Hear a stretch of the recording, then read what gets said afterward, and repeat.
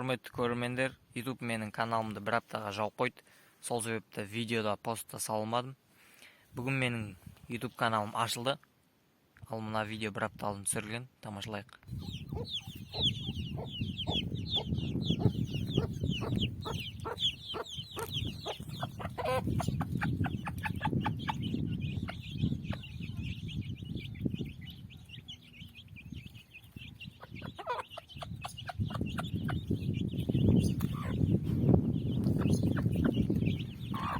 Қараңыздар, ана балапандарды. Кішкентай болып бидай жеп жатыр. Қараңыздар. Мен бұлар бидай жемейтін шығар деп ойлаймын. Қараңыз бидайды қалай жеп жатқандарын.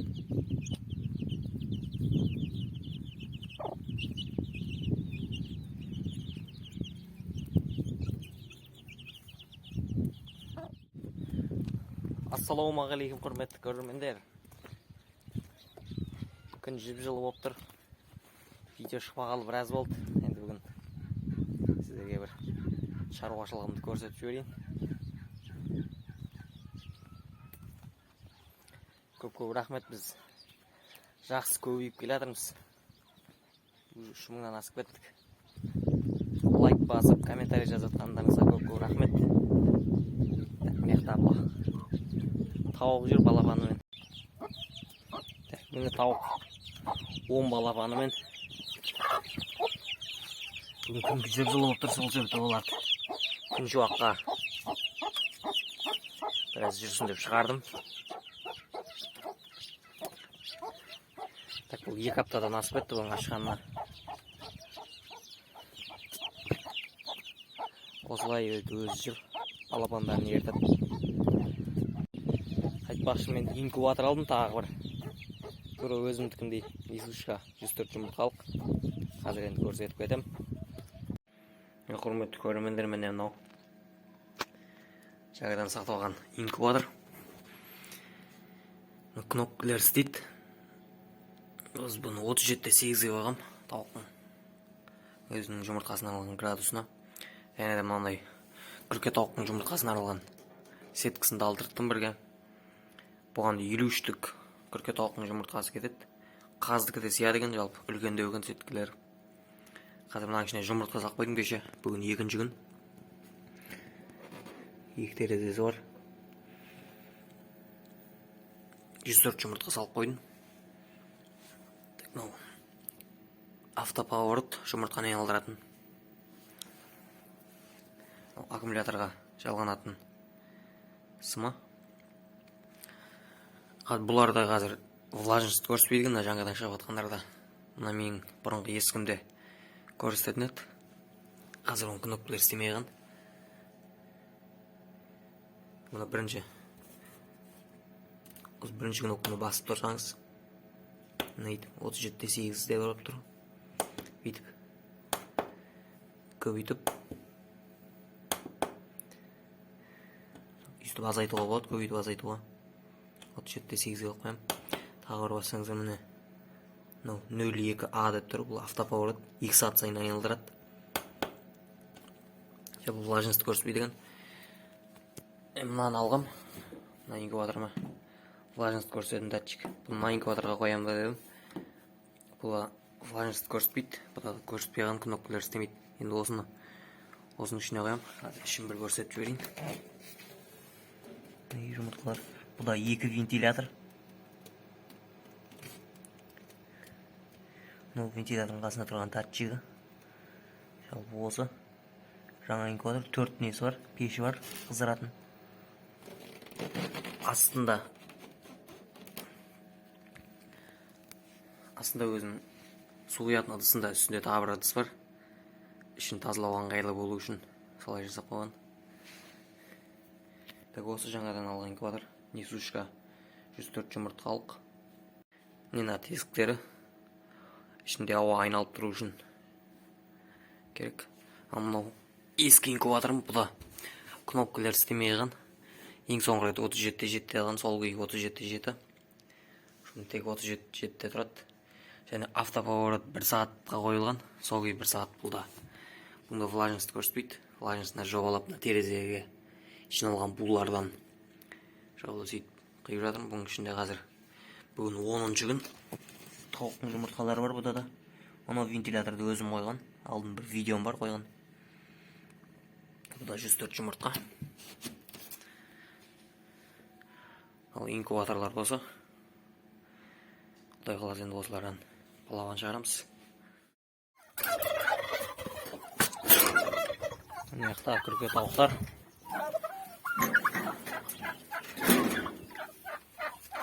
Бұл күрке тауықтың бір 5-6-ау өзі жатып жатыр енді. Құдай қаласа енді оларды бастырам. Қараңыздар мына бәрі таластатып алған бір орынға.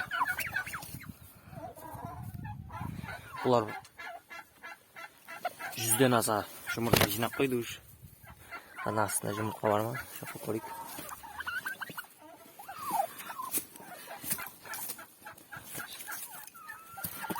Астында 2 жұмыртқа бар екен.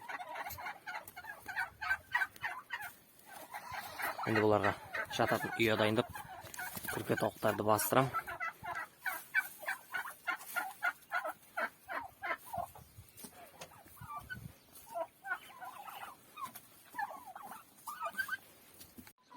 Tavuklar mına orada.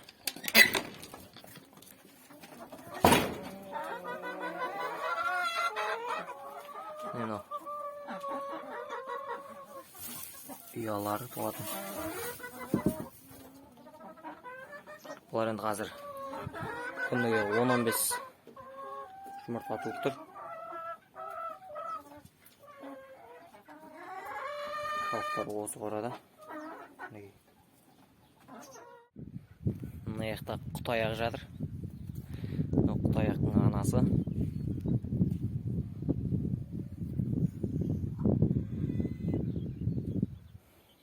Анасы өзі құтаяқты өзі сүттен шығарып жатыр. Анасы семіріп жатыр. Құтаяқ.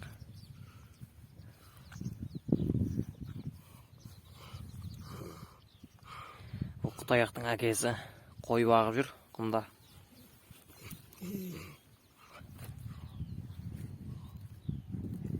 Жаңбыр жақсы жауып жатыр. Құмның көгі, жалпы көгі жақсы көтеріліп келе жатыр.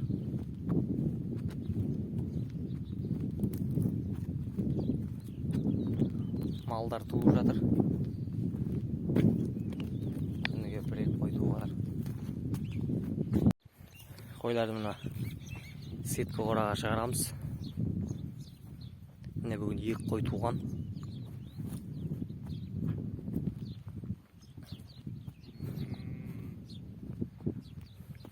Бұл сеткі қора енді жаздық қора. Мына жақта майда сақпандар тұрады.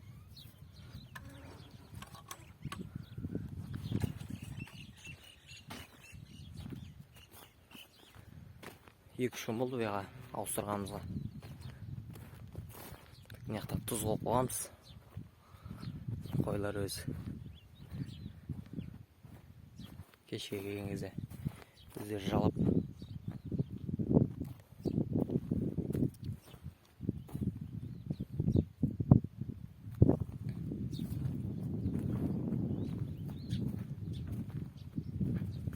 Енді бүгінгі туған қозылар.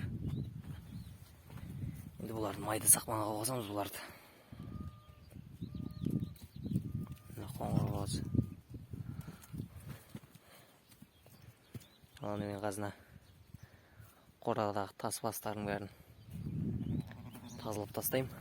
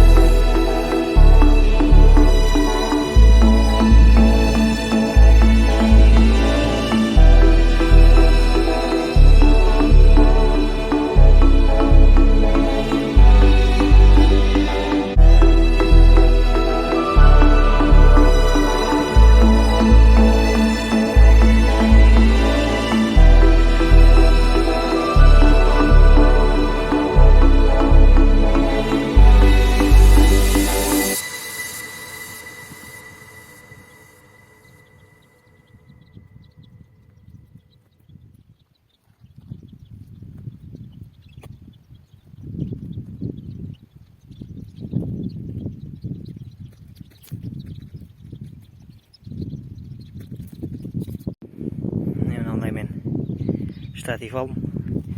Құдай қаласа әлі енді балыққа шығамыз. Сол кезде видеолар түсірем. Ал мына қораны қалай жасадыңдар дейтін болсам, мынау кәдімгі осындай 4 сетка, осыдан 2 рулон. Сол осы қораға 2 рулон сетка кеткен. Сондықтан мынандай трубалар осыларды қағып 2,5 метрден кесіп қағып, енді осыны сыммен байлап демде бір күннің ішінде істеп тастадық. Мына сетка трубаларға 2 жыл болды. Кейбір жерлер былай үзіліп кеткен жерлер болды, осыларды осылай сыммен байлап сөйтіп жамап қайтадан 2-ші жылға кетіп жатыр. Сетка қора осы. Ассалайкум. Мына тауық балапандарын қыдыртып жүр, айналамен таныстырып жүр.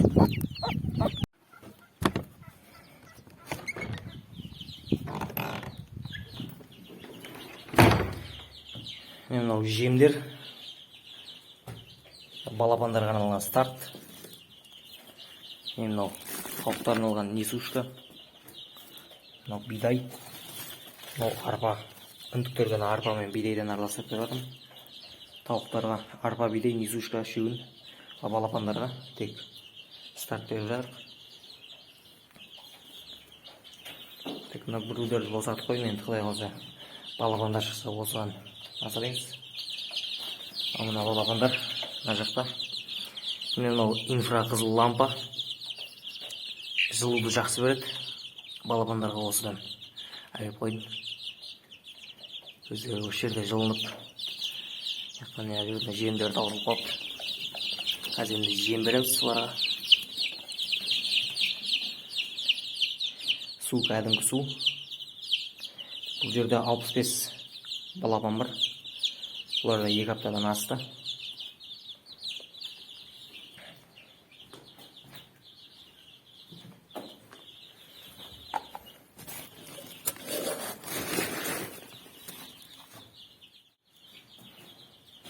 Так, міне старт.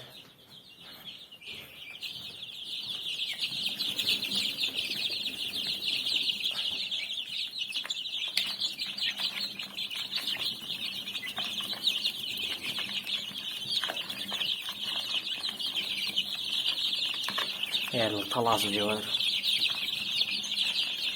Мына суды 2 литрлік банкаға қойдым, 1 литр таусылып қала берді.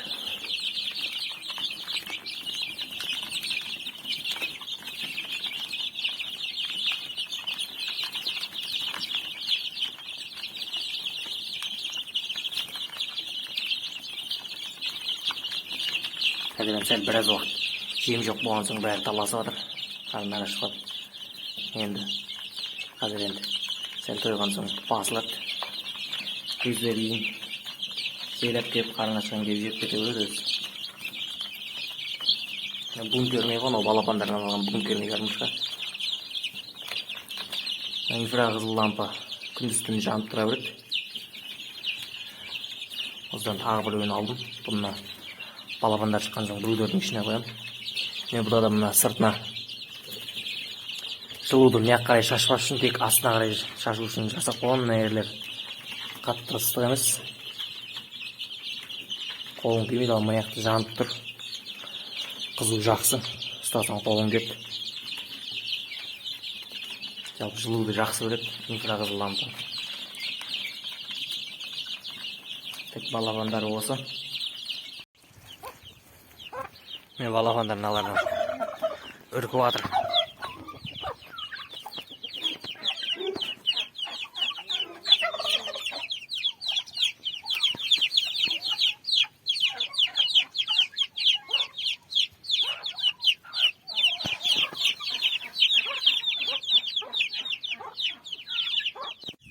Ал құрметті көрермендер, біздегі жаңалықтар осы. Арнаға жазылып, лайк басып, комментарийға пікірлеріңізді жазып кетіңіздер. Келесі кездескенше сау болыңыздар.